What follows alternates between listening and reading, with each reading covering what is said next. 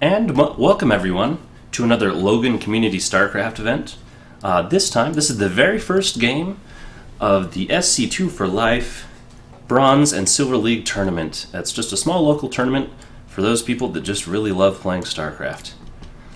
In the bottom left-hand corner of this very old map, Desert Oasis, we have the green Protoss KingJ. In the top middle-ish corner, or portion of the map, we have the player playing under the name of Shader, but this is actually Tuttlesons.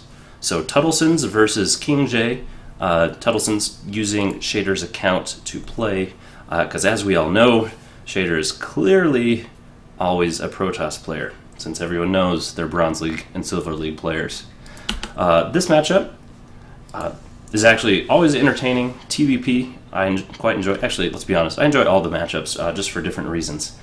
This map, however, deserves a little bit of conversation. This map is very old. It was one of the first original maps in StarCraft 2, Wings of Liberty, and it's actually one of the only ones. It didn't last for very long.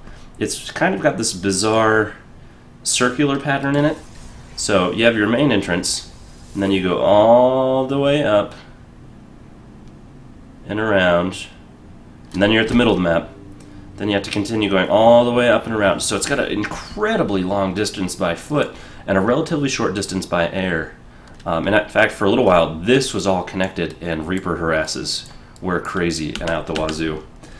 However, they fixed that, but the map just never really caught on. It's quite difficult. All the expansions are very far apart from each other. It was hard to get a lot going on. And remember, there's also these backdoor rocks. So this is kind of a gutsy move. Expanding down here, the low ground, it's interestingly enough not a forge fast expand, but rather a 2-gate, more relaxed fast expand, or just relaxed expand. This is also going to be an interesting way to wall off. You might throw it onto Tech Lab or something right here, but this is more than one supply depot to block.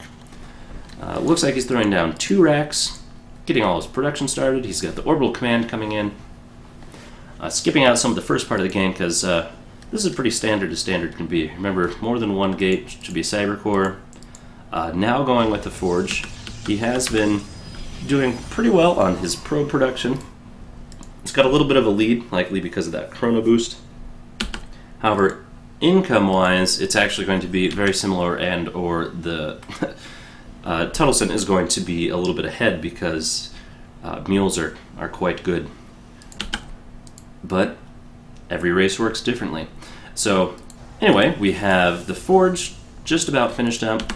We have a Zealot popping out of this first warp gate, or gateway, excuse me, no warp gate research yet. Looks like I would want to see some sort of a gateway thrown down at some point, because remember, all this infrastructure invested in getting some sort of a head start in economy. I'd like to see the investment in the economy, because the whole point behind a Forge Fast Expand is that you can get away with producing only 1 building and then a Nexus, and then all of your other buildings like gateways and cyber cores and things like that. So it does set you back quite a bit, but looks like KingJ not going for that exact type of build. We have Tuttlesons over here producing quite well, going for a second gas pretty quickly actually, going 2 racks eBay, supply depot, supply depot, supply depot, supply depot. So making sure he's not going to be supply blocked, which is actually quite important because he's quite close. Continuing to produce SCVs. He's catching back up in the worker count. And he's got this reactor here, so he's going to get a sizable bioforce out here pretty quickly. This eBay, you should be able to throw down some +1 weapons, perhaps, and perhaps some combat shield or stim, and do some sort of pretty strong first aggression fairly early on. Interestingly enough, we have a cannon placed over here, which that actually does reach out into this range right here. However, it could be quite difficult, depending on the placement of the bio, to defend this gateway in particular. However, it looks like KingJ not at all worried about it. He is working out of a little bit of a supply deficit right now, but it's not because of workers. He's actually still leading the supply count, or the worker count. He does have that Nexus going down. going ahead and spending that money, trying to invest it for a better future in StarCraft. Here we have +1 weapons. This is likely, because of these two gases, with everyone in them, this is likely to be some sort of, you know, probably siege tanks, perhaps just a way to get into medevacs. I'd like to see a little bit better macro, but we all like to see things that we can't exactly have. Everything's actually going quite well. He's quite a bit ahead. He's got a 9 supply lead. Almost all of that is in army. Production workers, actually, Tuttleson has caught back up in the worker count. Looks like KingJ will be able to regain that lead here in just a few moments as the other Nexus comes online between Chrono Boost and two Nexi. You should be able to produce probes quite quickly. I'm kind of surprised that he never completely walled this in. He kind of did the fast expand style thing, but never completely walled in, which with Zealots is actually not that great of an idea, but usually if you wall it, you'll go with more ranged things. Maybe put a cannon up here, do something. Looks like we do have some scouting Marines headed out for Tuttlesons, keeping that supply lead, but remember the worker count is going to start tipping in favor of KingJ, so although the Tuttleson's been working quite well off of one base, all things staying equal, he will fall a little bit behind. Notice that the income is tipped in favor of KingJ, and the supply lead is starting to catch up. However, siege mode is being researched. Another siege tank is being produced. Siege tank's the staple of any good Terran army. He's controlling the watchtowers, which is excellent. I'd like to see maybe another one here, but Xel'Naga towers give such... they're totally worth it. If you play StarCraft 2 and don't even think about the watchtowers, you should probably consider it. They help out quite a bit. So looking, Tuttleson's still keeping that lead. He's now been producing siege tanks. Is struggling a little bit to keep himself out of being supply blocked, but he's got, remember you can call down extra supply. It's a wonderful thing. So we'll see how exactly this works out. Out of KingJ, we actually see Colossi coming out. He's a little bit supply blocked right now, but Colossi are nothing to be taken lightly. He's now invested in each and every single one of his gases. He is getting this extended thermal lance that takes the Colossi range from 6 to 9. What that does is it allows the Colossi to be some sort of a siege weapon, a little bit like a siege tank, and attack the other army from much farther behind the much lower range units like Zealots, of course, but Stalkers have range 6 and so do Immortals. And without that upgrade, the Colossi just gets targeted down extremely quickly because it's the same range as a Marauder, only one range different from a Marine. And so getting this upgrade is quite useful, but it also indicates that the Protoss player intends to stay with the Colossi. What sometimes happens is that the Protoss player will basically do kind of a bait and switch. They'll show a Colossi early on, and they'll say, hey look, we're going for a Colossi. And generally the correct response out of a Terran player is for them to start massing Vikings.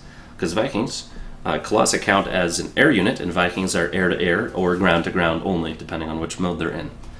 So it could be quite interesting to use that in the way that basically you just show one Colossi, and then they start producing Vikings trying to get some sort of a hard counter, and instead you switch to something like Templar, and then they have a whole bunch of units that they're not able to do.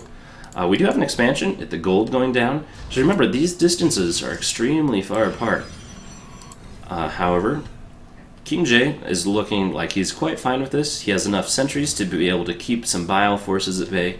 That's actually quite important, because remember, Colossi are quite fragile, but they have impressive ability to burn Marines to absolute husks. It's quite gruesome, actually.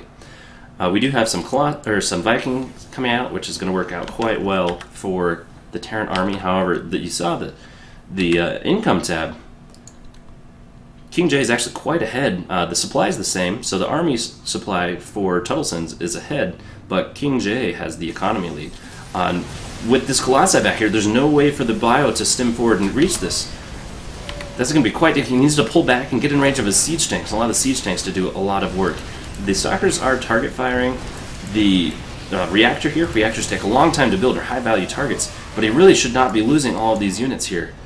The single Viking driving off the Colossi, these Stalkers, yeah, we'll come back, pick that off quite quickly. We do have another Colossi saying, I am tall and spindly and can shoot wherever I want. And he's going to, actually, it looks like he's probably going to take out this armory, which is important for upgrades, and no reaction from Tuttlesons at this point. He doesn't have another expansion ready to go, however he's unable to use it. He is now going to be building that reactor on the starport. Oh man, this is a very brave Colossi. He's going to be caught potentially a little bit off guard. The Marauders getting in, the Vikings getting in, getting some good hits off.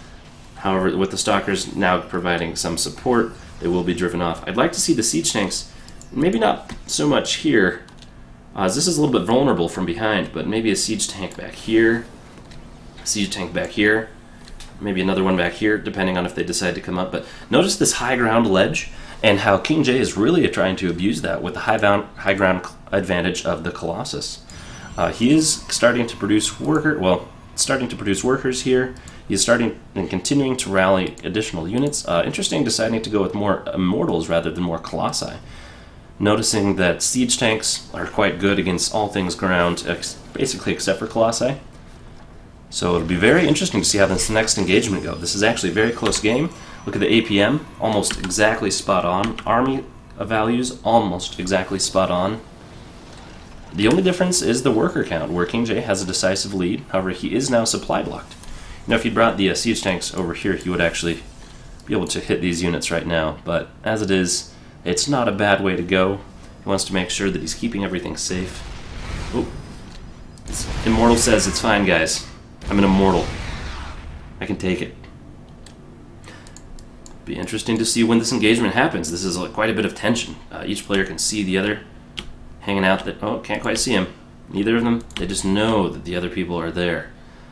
But once again, with the additional income, he's got quite a bank back home. Oh, looks like there is a proxy pylon, a few proxy pylons. Once they get unblocked, now the siege tanks are out of place. The siege tank is not sieged. They're on the exposed area where they get a good concave. He needs to fall back and defend only this ramp. He needs to completely fall back. The Colossi are just vaporizing all the things that they see. The Vikings here will be able to drive them off a little bit, but now that remember there's only 2 Colossi, and there's actually a really high number of Immortals that are doing a huge amount of damage.